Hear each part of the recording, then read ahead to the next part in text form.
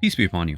So, out of the four schools of Sunni jurisprudence, the oldest and the largest is that of the Hanafis.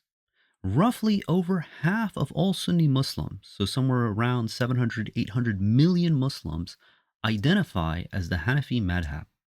And the founder of this school, his name is Abu Hanifa. And he died in the year 150 Hijri, so roughly 140 years after the death of the Prophet, which corresponds to the year 767 in Common Era. So that puts him into the dynasty of the Abbasids. Now, he was ethnically Persian. He was born and raised in Kufa, Iraq. And his teachings predominantly emphasize that of using personal reasoning and analogical reasoning, or qiyas.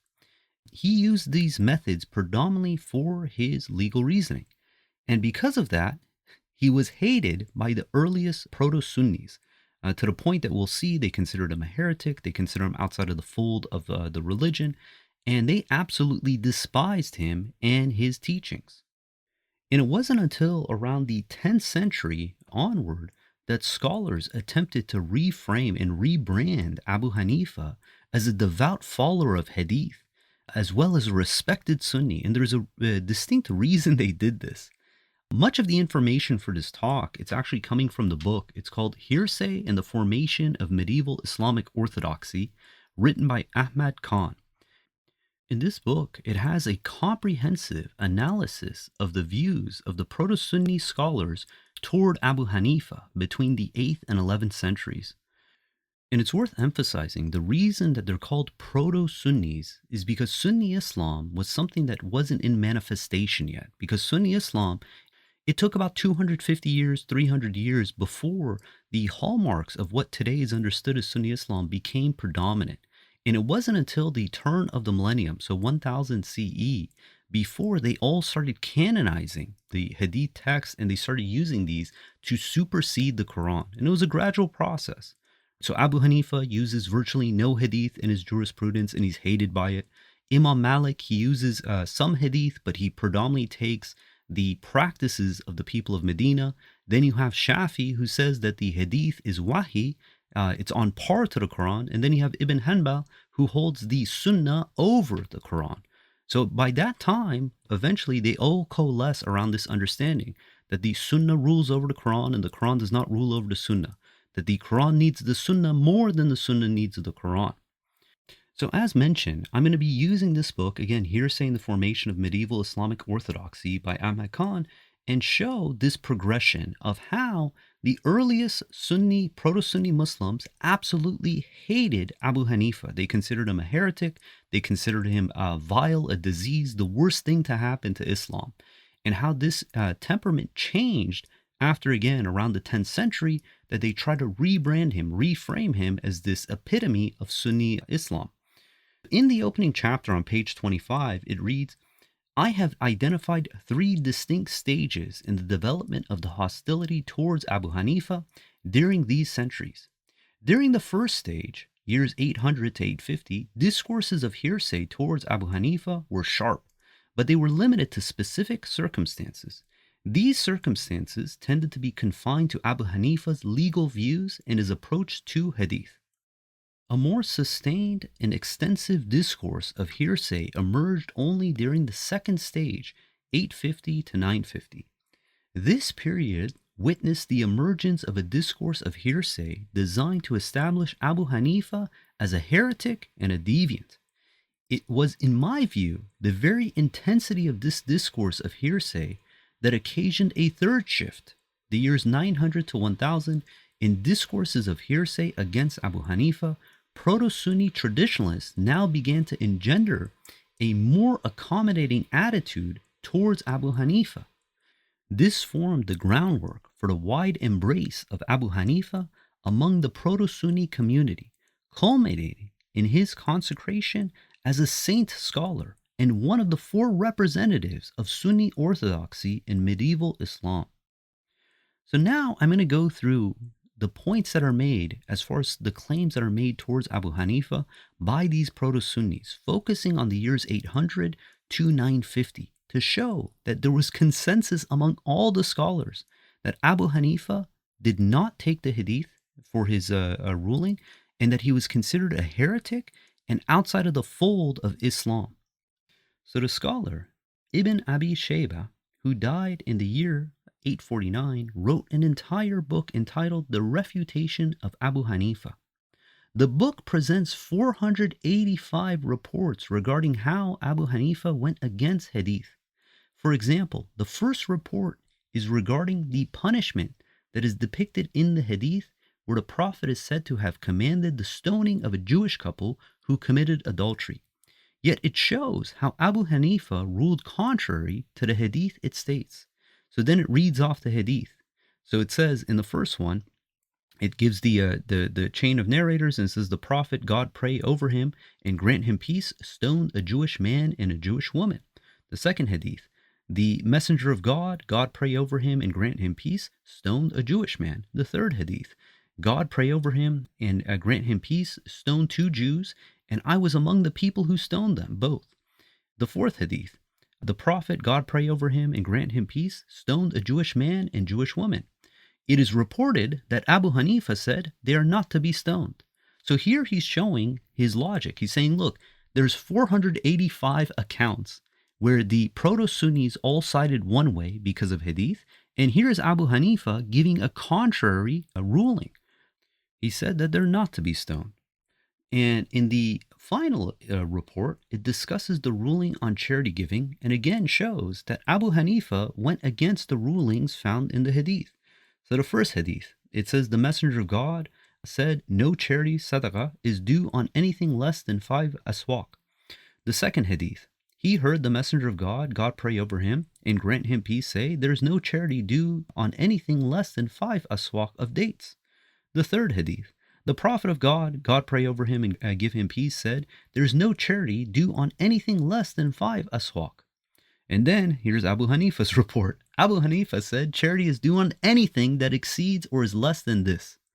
So here he's again giving 485 examples of how Abu Hanifa went against the rulings they find in Hadith. And here's another report according to Ibn Adi, who was born in 277 or 890. And he has the following statement to describe Abu Hanifa. He states that Abu Hanifa is a devil who opposed the reports of the Prophet Muhammad with his speculative jurisprudence. In his book, Al-Kamil, Ibn Adi has the following statement to say about Abu Hanifa.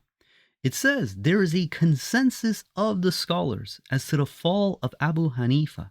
We know this because the leading authority of Basra, Ayyub al-Sakhtiyani, had aspersed him. And asperse means that he criticized, rejected, basically disavowed him. The leading of authority of Kufa, al-Thawri, had aspersed him.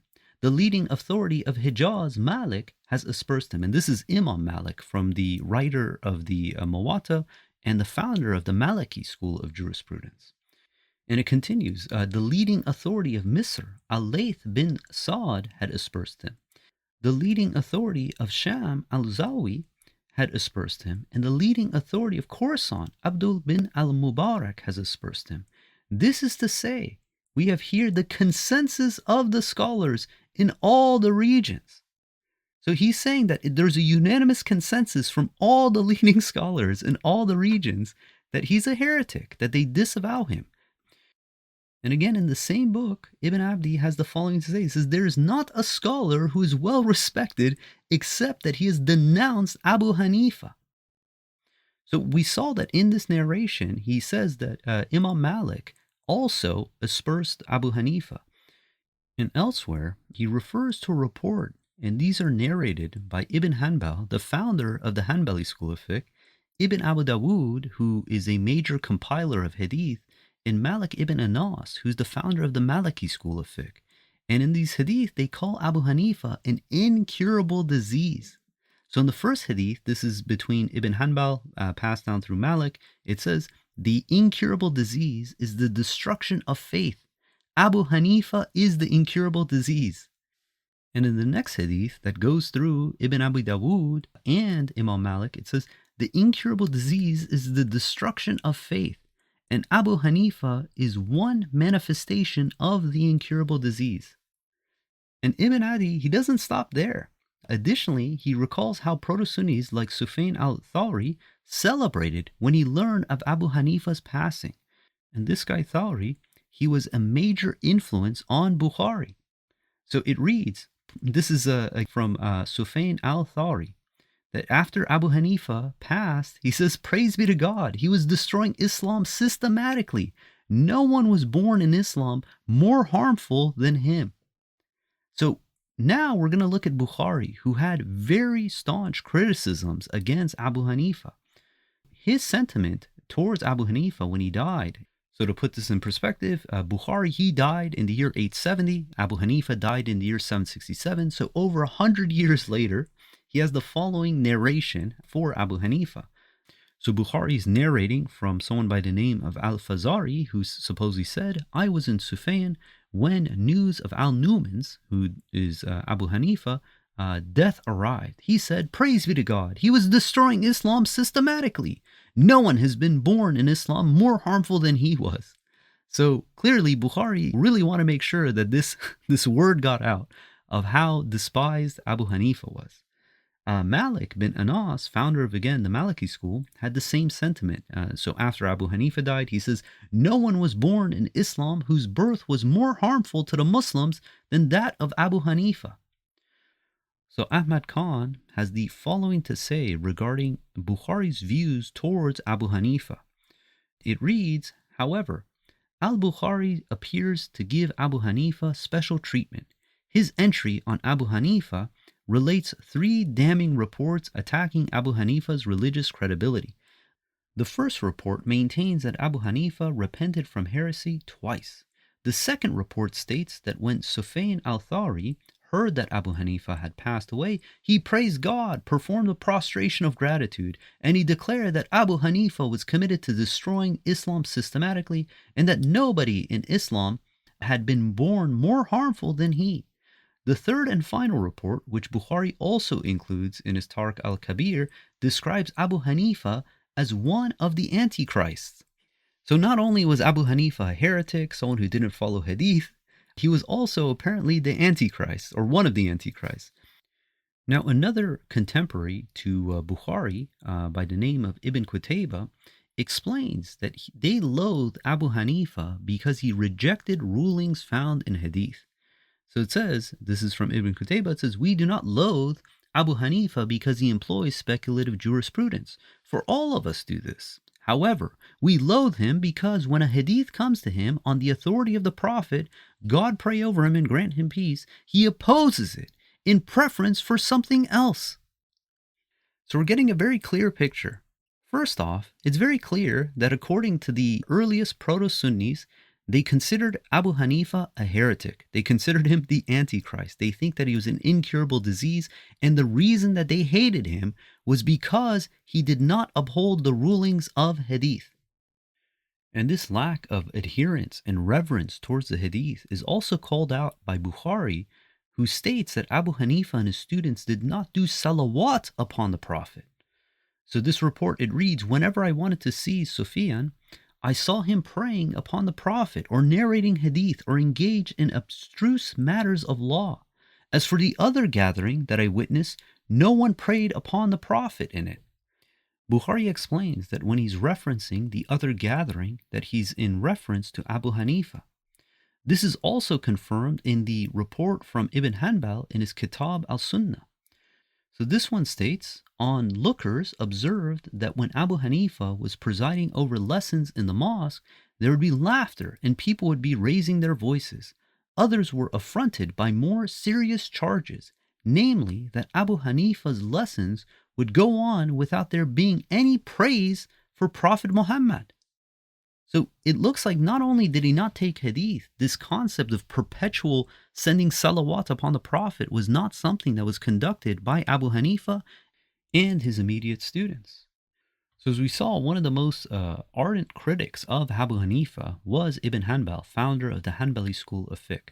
This is the last of the 4. So Ibn Hanbal, he died in the year 855. And his adherence was strictly to the hadith, more so than Shafi, more so than Malik, and obviously exponentially more than Abu Hanifa. Now, We saw some of the narrations about how he was calling Abu Hanifa a heretic and an incurable disease and whatnot. So the next one is actually from his son, who carried on this legacy of campaigning against Abu Hanifa. So this excerpt, it reads, Abdullah bin Ahmad bin Hanbal rallied against Abu Hanifa for supposedly permitting the consumption of pork, alcohol, and other prohibited drinks. He was aghast at Abu Hanifa's edict that breaking musical instruments was a punishable crime.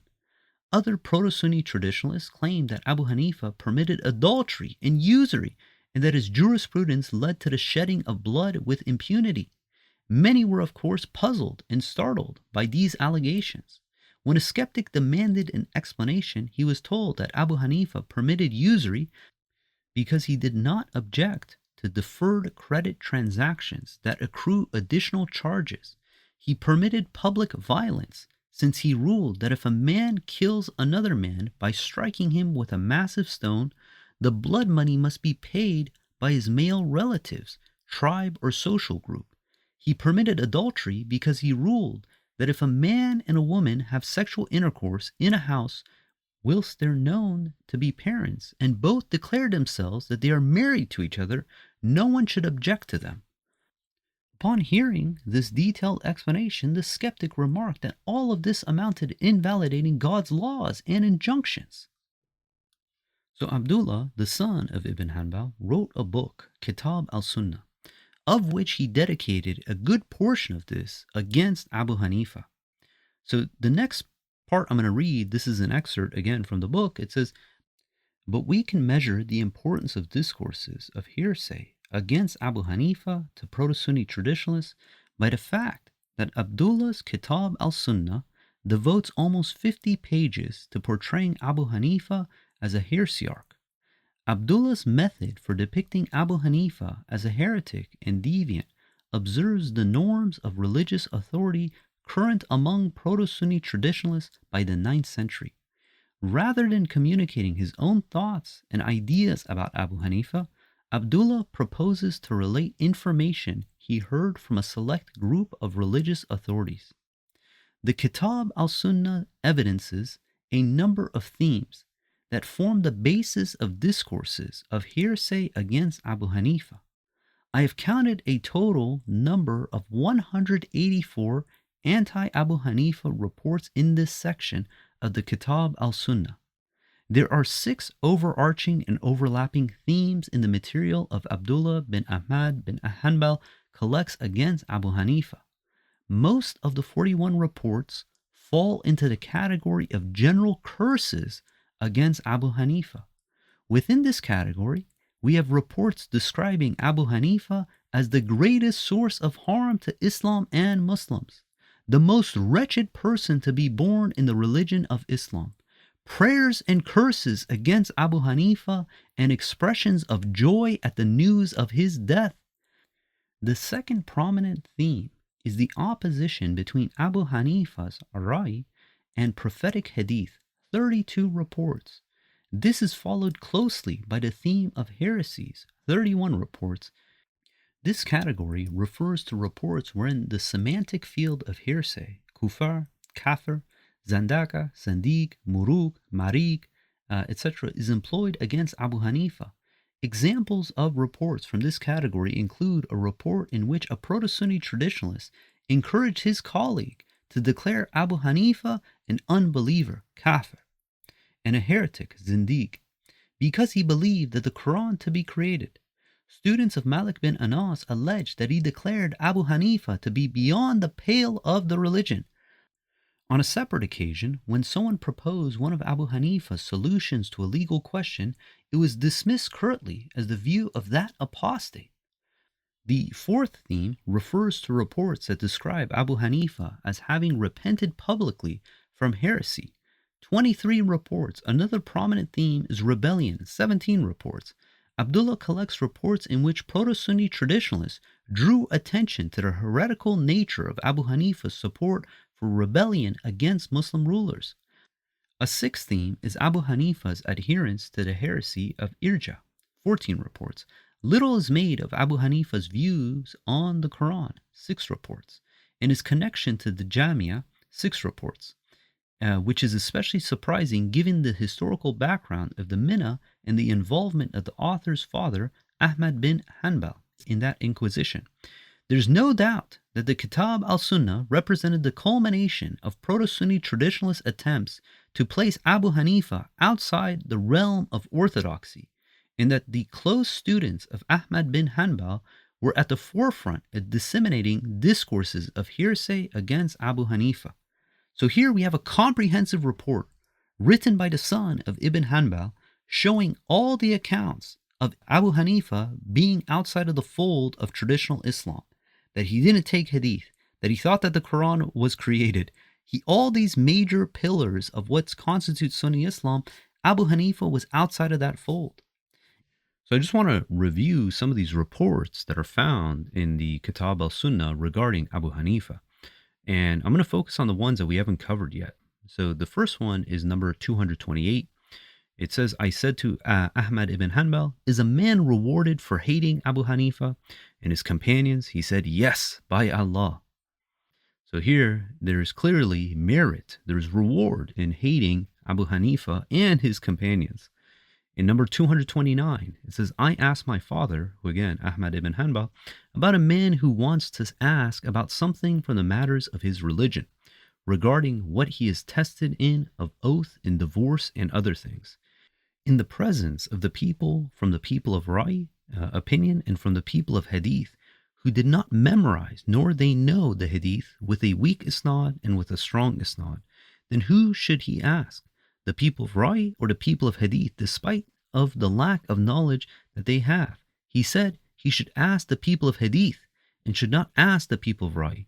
The weak Hadith is better than the opinion of Abu Hanifa. So here, it's kind of clunky in the speech, but the person's asking, says, look, I got two groups of people. One people are the people of Ra'i, who are the people of opinion, and the other one is the people of Hadith. But the ones who are the people of Hadith, they're weak in Hadith. They can't distinguish between the strong Hadith and the weak Hadith. And Ahmad ibn Hanbal's response is that he should still go to the people of the Hadith, that the weak Hadith is better than the opinion of Abu Hanifa. The next report, it says, I heard Ahmad ibn Hanbal say, for me, the opinion of Abu Hanifa and dung are the same. So here he's comparing the opinion of Abu Hanifa, Ra'i, as the same as dung, excrement. Number 236.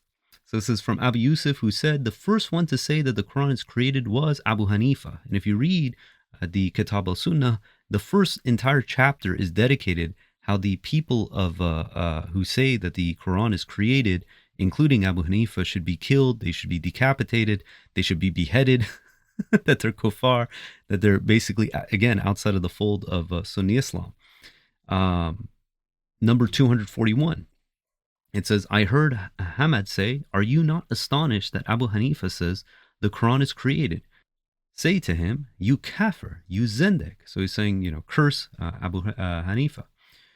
The next report, number 247, it says, it has reached me from Al-Azawi that Abu Hanifa threw away the usul and turned to qiyas. So he's turned away from the religion, the usul, the foundation of the Sunni faith, and he's turned to qiyas, analogy, analogical reasoning.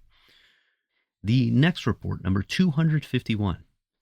Al-Azawi said to me that which we resent Abu Hanifa for is that he would come to the hadith of the Prophet and then he would contradict it to something else. So again, he's going against the hadith attributed to the Prophet. Next report, number 295.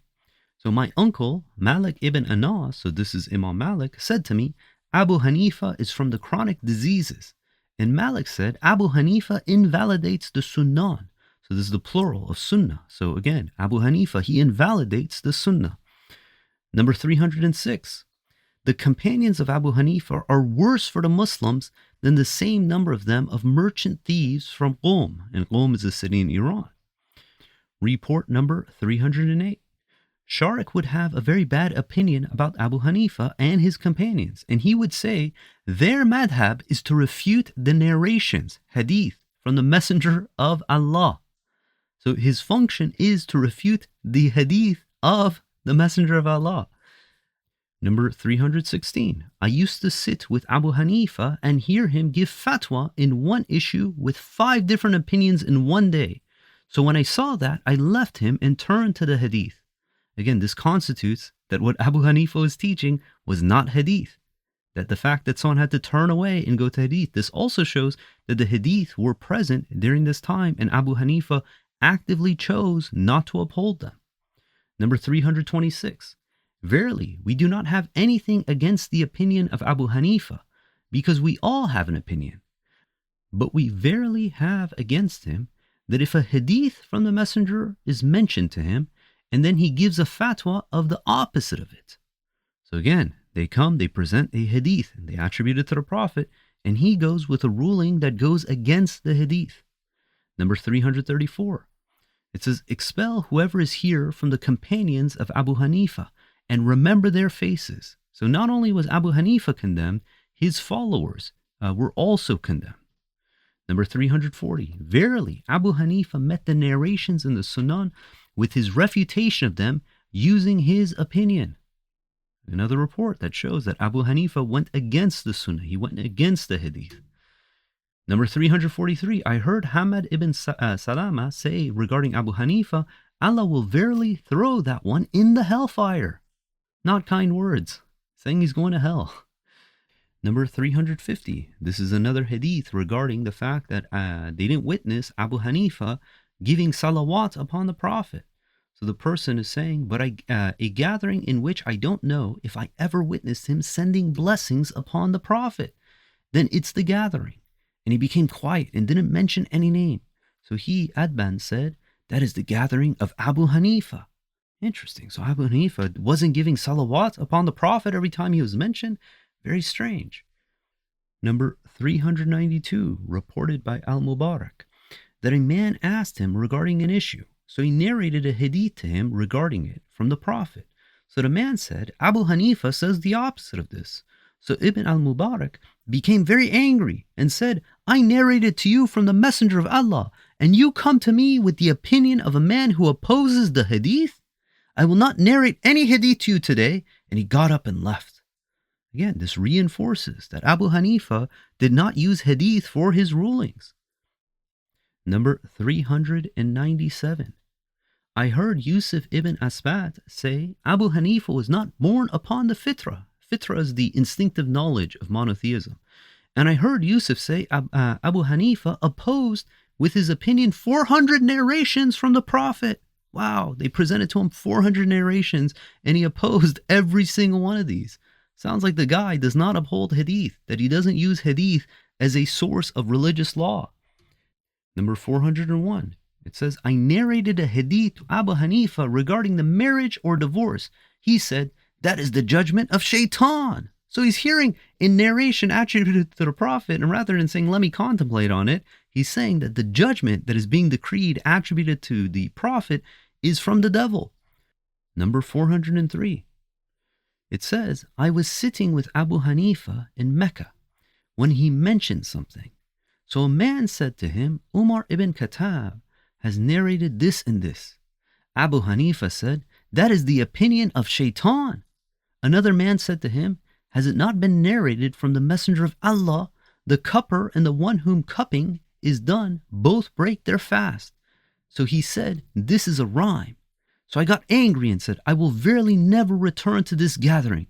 And I walked away and left him. So here he's being presented with a narration attributed to Umar ibn Khattab that he gave a ruling, and his response is that that ruling's from Satan. And it's not from Umar. They're fabricating. Then same thing, says a cupper and one whom being cupped is done both break their fast. He says this is just a rhyme. It has no merit.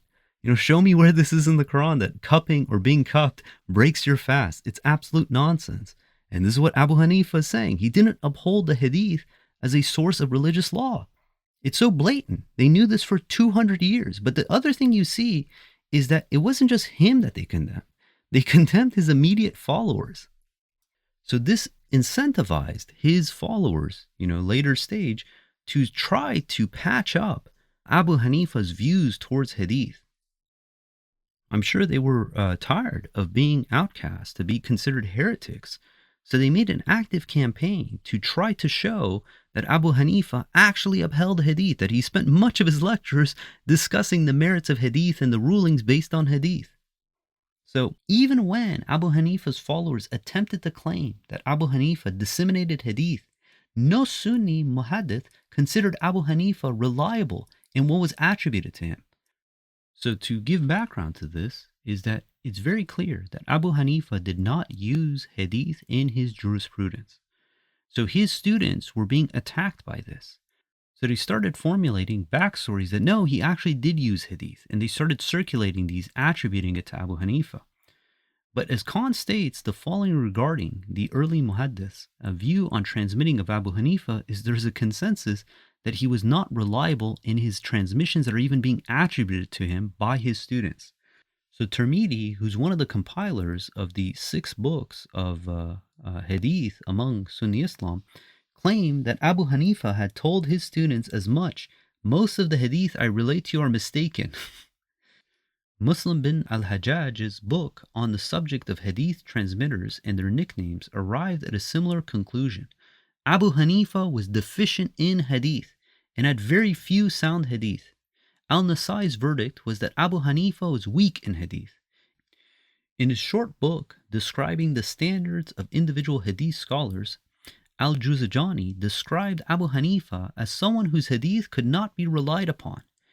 In his Sunan, Al-Daraqutni called Abu Hanifa weak, da'if in Hadith, and reportedly communicated the same point to Hamza al-Shami. Still, Abu Hanifa found no place in Al-Daraqutni's history of weak Hadith scholars. He also added that Abu Hanifa's Hadith transmissions were unreliable since he never met a companion. And this is another major point. For all intents and purposes, today most people, they claim that Abu Hanifa was a tabi, that he met one of the companions.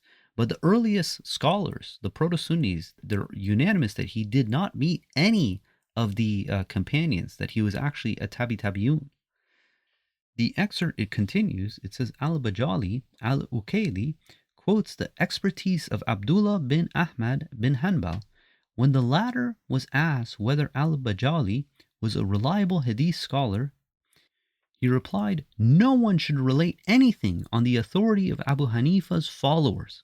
So not only is he saying that Abu Hanifa is bad, even his followers shouldn't be used as for transmission of Hadith. And it continues, Al-Jurqani, who died in 1148, a book on false and sound Hadiths, twice cites Hadith containing Abu Hanifa in the Isnad. He declares them to be false and states that Abu Hanifa's Hadiths are to be renounced. The 10th century scholar Ibn Hibban, who died in the year 965, makes the following determination regarding the hadith that are being attributed to Abu Hanifa. The book states that Ibn Hibban tells us that Abu Hanifa transmitted 130 hadiths with isnads. Ibn Hibban wrote with supreme confidence that there are no other hadiths from him in the entire world other than these 130. Of these 130 hadiths, Ibn Hibban believed that Abu Hanifa had committed errors in 120 by way of either mixing up the isnads or changing the matan. He concludes that in situations when someone's errors significantly outweigh their positive results, their traditions cannot be relied upon. This seems like a preface of Ibn Hibban's now lost book on the defects of Abu Hanifa's hadiths. For Ibn Hibban, this was not the only reason for Abu Hanifa to be denounced. He continues in the next sentence, there is another reason why one cannot use him as a proof. That is because he invited people to the heresy of irja. And there is a total consensus among every single one of our imams that one may not rely upon somebody as a proof if he calls others to heresy. For context, irja, the belief that is attributed to Abu Hanifa, is that he believed that someone's faith dictated if they're going to go to heaven or hell. That irrespective of one's actions, if someone's a believer, he believes that they're granted paradise. That he puts faith over works. And this is considered, again, against orthodoxy, so he's condemned by that. And Ibn Hibban, he continues with the scathing denouncement of Abu Hanifa. It says, among every single one of our imams, I know of no disagreement between them concerning him, Abu Hanifa. The leaders of the Muslims and those of scrupulous piety in the religion in all of the regions and provinces of the Islamic world, one after another, they all have declared him to be unreliable and have vilified him. And he continues by saying, we have included examples of these statements in our book entitled The Warning About the Falsification. There's no need then to repeat all of this in our present book. Instead, I shall simply cite here a summary from which readers will be able to deduce for themselves everything else that lies behind it. So this was the consensus among proto-Sunnis. They all unanimously condemned Abu Hanifa because he did not utilize hadith in his legal reasoning and often went against the rulings of established hadith. Figures such as Malik ibn Anas, Ahmad ibn Hanbal, and Bukhari openly denounced him, viewing his legal methods as a threat to Islamic tradition and even celebrating his death. Early hadith scholars consistently rejected his reliability in transmitting the few hadith that are being attributed to him when his students attempted to formulate them on his behalf in an attempt to save face and reputation. But however, despite all this, history took an unexpected turn, one that would force Sunni orthodoxy into an ideological retreat. The reality is that all the cursing and condemnation did nothing to slow the rise of the Hanafi school. Many of the most prominent jurists and judges of respective regions over the next hundreds of years, they came from the Hanafi school of jurisprudence, and they liked the emphasis of independent reasoning and analogical reasoning, and it made it highly adaptable for the circumstances that they were facing. The sheer number of Hanafi adherents became impossible to ignore, and Sunni orthodoxy found itself in a dilemma. How could they maintain their traditional condemnation of Abu Hanifa when his legal school had already become the de facto foundation of Islamic law for millions of individuals? Rather than continue waging an unwinnable war against Abu Hanifa's legacy, later Sunni scholars devised a strategic solution. They rebranded him. Instead of portraying him as the dangerous innovator that their predecessors had warned against, they transformed his character into a pillar of Sunni orthodoxy. Many fabricated hadith compilations, musnads, were attributed to him, falsely presenting him as a devoted transmitter of hadith. His legal methodology, which had been condemned as reckless, a speculation, was repackaged as fully in line with Sunni principles. This historical revisionism allowed Sunni orthodoxy to absorb the Hanafi school without having to confront the glaring contradiction between the newfound praise and the past hostility. So today you'll find many compilations that they attribute to Abu Hanifa of hadith. They'll say that he wrote many books. None of these are actually from Abu Hanifa. These are all compilations that were produced after his death, being attributed to him, again, to clean up his character, to make him into this prominent vanguard of Sunni orthodoxy. Because how bad does it look when the earliest madhab, the guy who's the closest to the Prophet, did not use hadith for his rulings, that he predominantly used logic and reason in the Quran. We talked about this in a previous episode regarding the reliance of hadith as you go up the later stage madhabs, that Abu Hanifa, again, barely used hadith. Yeah, he cited them, but he wasn't using them for religious rulings. He just considered them unreliable. Then you get to Imam Malik, who wrote the Muwatta, who did put emphasis on hadith, but even then he didn't hold the hadith to the same footing as the Quran. And in his Muwatta, only a third were prophetic hadith. The other third were narrations of the companions, and the last third was his own personal opinion and that of the tabi'un. So he did not put hadith as a cornerstone to the religion. More often than not, he would take the practices of the people in Medina. Then you get into Shafi. Shafi starts saying that the hikmah is in reference to hadith, and he holds the hadith and the Quran on the same footing. Then you get to Ibn Hanbal. By then, they start holding the hadith over the Quran. And oftentimes you can ask traditionalists, you say, is there a single law of the Quran you uphold without distortion? And they struggle to find an answer, because all their rulings, all their judgments come from outside of the Quran. It comes from the hadith, it comes from the sunnah. And when it contradicts, they say, oh, that verse was abrogated. So they had to rebrand Abu Hanifa as Sunni in order to save their orthodoxy, to give the illusion that yes, all the the madhabs, they were all hardcore Hadith followers. And this is much different than what you find in Christianity. Christians claim that all the church fathers prior to the Council of Nicaea, that they were all Trinitarians. And when you actually go study their works, you see none of them were Trinitarians. The concept didn't even exist. So they're doing the same thing. Sunnis have done the same thing with the history of Islam.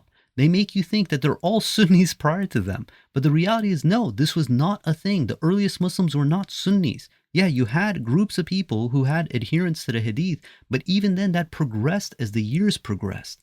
The earliest Muslims, those of the actual companions, the vast majority of them were 100% Quran alone. We look at the four Khalifas. They made a deliberate campaign to destroy Hadith, to burn Hadith, to stop the spread of Hadith. And it's not until late stage, you're talking 200 plus years, that they start holding the Hadith to the same caliber as the Quran. Just ask yourself this. If this was the case, if this was always the case, why was there zero effort from the first four Khalifas to do anything to preserve, write down, catalog the Hadith? If they genuinely thought that this was necessary for the revelation, they thought this was necessary for the religion, they would have made that effort, but they didn't. And proof of this is just check. Can you find any manuscripts of Hadith in the first century? They don't exist. You contemplate, we have all these manuscripts of the Quran in the first century, not a single paper, not a single page of Hadith. Yeah, they'll give you books and books of supposed compilations they had, but where's the manuscripts? And we should put no weight on what they claim, because we know that they're doing this revisionist history, trying to rebrand Abu Hanifa as if he was this vanguard of Sunni orthodoxy when he's clearly not. Everyone for the first 200 years after his passing, they all unanimously, outside of his core followers, considered him a heretic. They celebrated his death. They thought he was an incurable disease.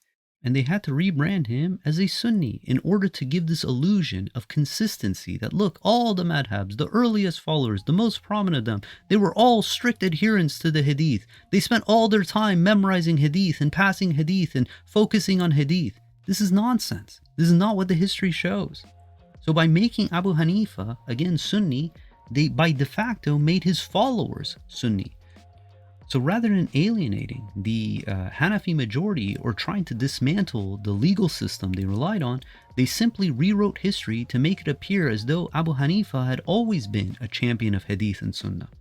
The result was one of the most successful ideological takeovers in Islamic history. Millions of Hanafis to this day believe their tradition was always deeply rooted in Sunni orthodoxy, unaware that their founder was once considered the very definition of a heretic.